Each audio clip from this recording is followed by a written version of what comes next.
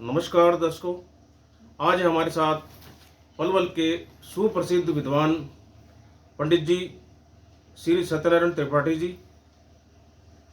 जिनसे हम जानना चाहेंगे सनातन संस्कृति के बारे में। कुछ विशेष सवाल हैं, विशेष जिज्ञासाएं हैं आम जनता की। तो पंडित जी के माध्यम से, जो कि काफ़ी विद्वान पंडित हैं, पंडित जी के बारे में आपको बता दूं, पंडित जी बहुत ही शिक्षित और जो है होने के साथ साथ भजन गायक के क्षेत्र में भी पंडित जी का एक बहुत अद्भुत नाम है। और इनकी वाणी में, इनके गले में साक्षात माँ सरस्वती का वास है। पंडित जी नमस्कार। हरिहर। तो पंडित जी से मैं जानना चाहूँगा, पहला प्रश्न कि पंडित जी आप ये बताएं, सनातनी हिंदू कौन है और इसकी परिभाषा क्या है?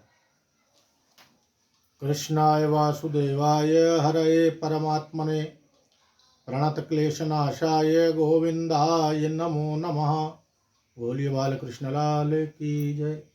बोलो श्री सत्यनारायण भगवान की जय। सनातनी हिंदू,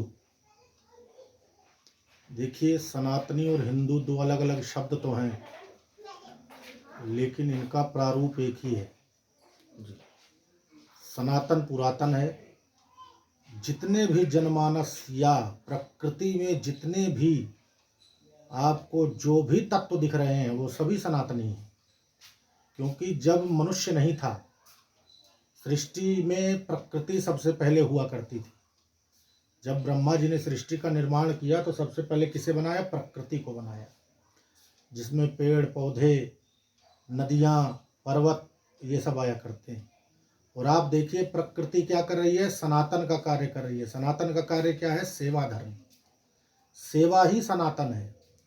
नदियाँ सेवा कर रही हैं, वृक्ष सेवा कर रहे हैं, पर्वत हमें जो है कई कई प्रकार की, आपने सुना भी होगा कि जब लक्ष्मण जी को शक्ति लगी तो वहाँ पे द्रोणागिर पर्वत से संजीवनी बूटी हनुमान जी लेकर के आए तो उनको मूर्छा से जागृति मिली। तो सनातन जो है सेवा का धर्म है। इसी को लेकर के गुरु गोविंद सिंह जी ने भी एक पंथ बनाया, जिसका सिख पंथ आगे होकर के नाम पड़ा। वो भी आज सबसे ज़्यादा हिंदू धर्म को निभा रहे हैं, सनातन धर्म को भी निभा रहे हैं, सेवा में सबसे आगे आ रहे हैं। एक बात। दूसरी बात, आपने पूछा हिंदू। पहले हमें जानना पड़ेगा कि हिंदू का अर्थ क्या है। हिंदू जब हम लिखते हैं तो लिखते हैं ही जमा इंदु। ही जमा इंदु, उससे बनता है हिंदू। ही माने हिमालय से स्थिरता, हिमालय जैसा स्थिरत्व, और इंदु माने चंद्रमा, चंद्रमा जैसा अमृतत्व। जब हम हिमालय जैसा स्थिरत्व और चंद्रमा जैसा अमृतत्व प्रदान करते हैं समाज को, उसी को हम हिंदू कहते हैं। वही हिंदू है जो अपने संकल्प पे स्थिर है, दृढ़ है, और समाज को अमृतत्व प्रदान कर रहा है। जहाँ भी जा रहा है उसकी एक ही भावना है, सर्वे भवन्तु सुखिना सर्वे सन्तु निरामया। जिसकी ये भावना है वो हिंदू है। पंडित जी, आमतौर पे देखा गया है कि जो हमारे हिंदू सनातन संस्कृति है, आपने हालांकि अपने तरीके से इसको बहुत ही अच्छे शब्दों में उल्लेखित किया है हमारे दर्शकों के लिए, लेकिन जो हमारी हिंदू सनातन संस्कृति है, जिस तरह से मान्यताएं हैं, और जैसे आपने देखा है, आप यहाँ पलवल के जवाहरनगर कैंप क्षेत्र के फिलहाल निवासी हैं। यहाँ मंदिर भी है आपका, श्री सत्यनारायण मंदिर। तो यहाँ पंजाबी बाहुल्य क्षेत्र है। तो आमतौर पर देखा गया है कि जैसे यहाँ पर कोई किसी की मृत्यु होती है तो उसकी क्रिया, वो जो क्रियाक्रम होता है 13 दिन तक शास्त्रोक्त विधान माना जाता है, जो कि आम लोगों को पता है। हालांकि आपसे हम ज़्यादा जानना चाहेंगे। तो लेकिन हमने यहाँ आमतौर पर देखा है, जो प्रचलन है कि लोग चौथे दिन ही एक भोज भी देते हैं, और उसके बाद चौथे दिन ही वो, मतलब ऐसे लगता है कि जैसे अपने बाकी उससे मुक्त भी हो गए, और शोक सभा भी कर देते हैं, और भगवान की मूर्ति भी रखी होती है, उसमें भी पुष्प अर्पित सारे लोग करते हैं, और वो भोज भी करते हैं। जबकि ये माना ये गया है कि सनातन संस्कृति के जो और हिंदू संस्कृति में है कि 13 दिन तक जो है उस परिवार का भोजन भी लेना वर्जित माना गया है। जब तक 13वें ब्रह्म भोज ना हो तब तक वो सारा कुछ वर्जित माना गया है। तो इस परंपरा के बारे में आप क्या हमारे दर्शकों को बताना चाहेंगे? सही क्या है?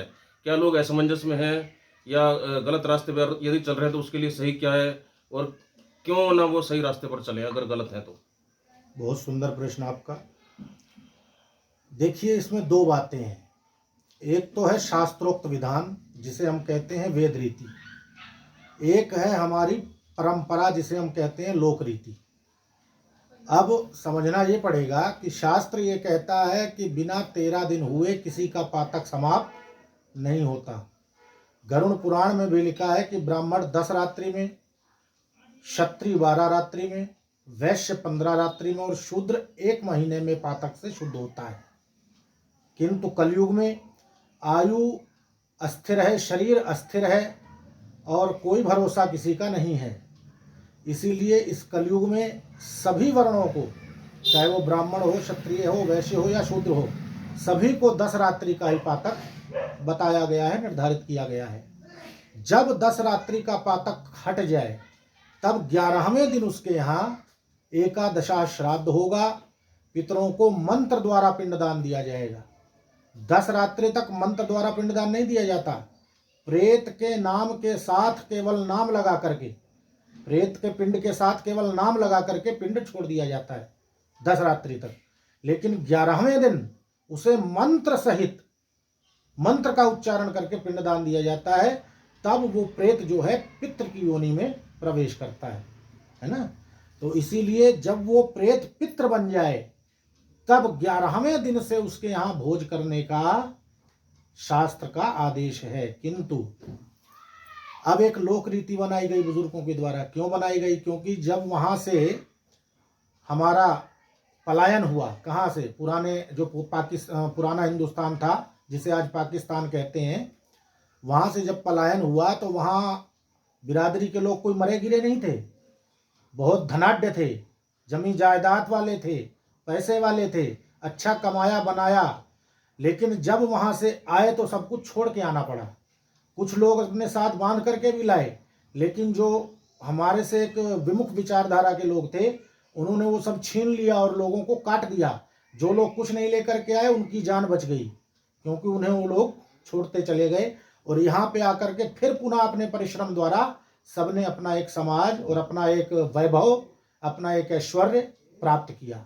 अब यहाँ बात यह है कि अगर हमारे लोग उस समय जो बुद्धिजन थे, साधुजन थे, उन्होंने ये निर्णय किया कि अगर हमारे ये लोग जिनके पास खाने को नहीं था, रहने को नहीं था, पहनने को नहीं था, अगर ये 13 दिन तक पातक के कारण बैठे रहेंगे, शोक मनाते रहेंगे, तो ये क्या खाएंगे, क्या कमाएंगे और क्या बनाएंगे।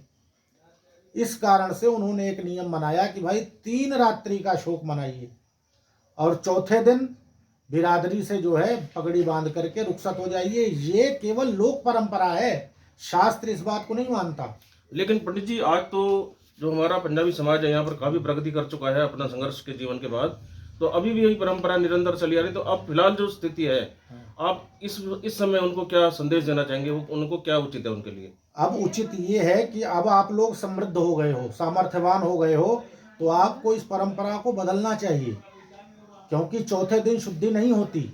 एक आध दो पंथ और भी हैं जो सनातन धर्म के विमुख हैं, उनका मैं नाम नहीं लेना चाहूँगा, क्योंकि हमारे ही समाज से वो लोग आते हैं जो उन पंथों में हैं। वो लोग कहते हैं कि ये पातक वातक क्या होता है, लेकिन सनातन संस्कृति कहती है पातक होता है। और हम जितने भी सनातन संस्कृति के अनुयायी हैं, हमें सूतक पातक मानना पड़ता है, क्योंकि शास्त्र कहता है, हम शास्त्र को मानने वाले लोग हैं। अब वो लोग कहते हैं कि हम इसको नहीं मानते, वो पहले दिन से ही अपने यहाँ जो है यज्ञ इत्यादि, भोज इत्यादि ये सब शुरू कर देते हैं। तो अब फिलहाल की परिस्थिति में जो आप संदेश देना चाहेंगे, कृपया बताएं। हमारा यही संदेश आपको है कि हमें कम से कम 10 रात्रि का पातक मानना चाहिए। शोक सभा आप किसी भी दिन कर सकते हैं, पहले दिन से लेकर के 10वें दिन तक या 13वें दिन तक किसी भी दिन शोक सभा की जा सकती है। लेकिन जो पगड़ी बांधने का विधान है और जो भोज है, भोज, पगड़ी बांधने का जो विधान है और जो बिरादरी का भोज करने का विधान है, ये 10 रात्रि से पहले यदि किया जाए तो लोक दिखावे में तो हो गया, लेकिन उस जीव को प्राप्त नहीं हुआ। क्यों? क्योंकि पातक काल में वो जीव प्रेत है, पितृ नहीं बनता, और प्रेत को खाने को केवल पिंड दिया जाता है। तो क्यों ना चौथे दिवस पर ये भोज दे करके 13वें दिन ब्रह्म भोज, ब्राह्मणों को भोजन के उपरांत ये ब्रह्म भोज का अगर किया जाए तो इसके लिए आपका क्या विचार है? एक बात मैं इससे पहले और जोड़ना चाहूँगा कि हमारे शास्त्रों में ये भी नियम है कि सूतक काल में तो आप दान दे सकते हैं, दान करने के अधिकारी हैं, लेकिन पातक काल में आप दान भी नहीं दे सकते, भिखारी को भिक्षा भी नहीं दे सकते, शास्त्र मना करता है। और पातक काल में यदि चौथे दिन आप यज्ञ करा रहे हैं, घर में दान कर रहे हैं, उस जीव के निमित्त बिरादरी को इतना खर्चा करके खिला रहे हैं और बहन बेटियों को दान दे रहे हैं, मंदिरों को दान दे रहे हैं, इसका कोई लाभ होने वाला नहीं है। बेशक लोग दिखावे में आप सब कुछ कर दो, उस जीव को कुछ प्राप्त नहीं होगा, इस बात को समझना होगा। ये चौथे दिन लिफाफे बनाने की जो प्रक्रिया बनी थी, जो मंदिरों को या संस्थानों को दिया जाता है, ये भी इसी कारण से बनी थी, क्योंकि जो उस समय बिरादरी ने संस्थान बनाए थे अपने या मंदिर बनाए थे, तो वो बहुत गरीब हुआ करते थे, उनकी समृद्धि नहीं थी। उनको समृद्धवान बनाने के लिए हमने दान देने की प्रक्रिया चौथे दिन बनाई। अब भोज जो है हमारा 13वें दिन, जिस दिन घर में शुद्धि हो जाए, यज्ञ हो जाए और ब्राह्मण भोजन हो जाए, क्योंकि उसके बाद वो भोजन आपका शुद्ध हो जाता है। ब्राह्मण भोजन क्यों क्यों कराते हो आप अपने घर में? क्योंकि पातक के कारण जो आपके घर का अन्न अशुद्ध हो गया है, वो जो है ब्राह्मण के भोजन करने से शुद्ध हो जाए।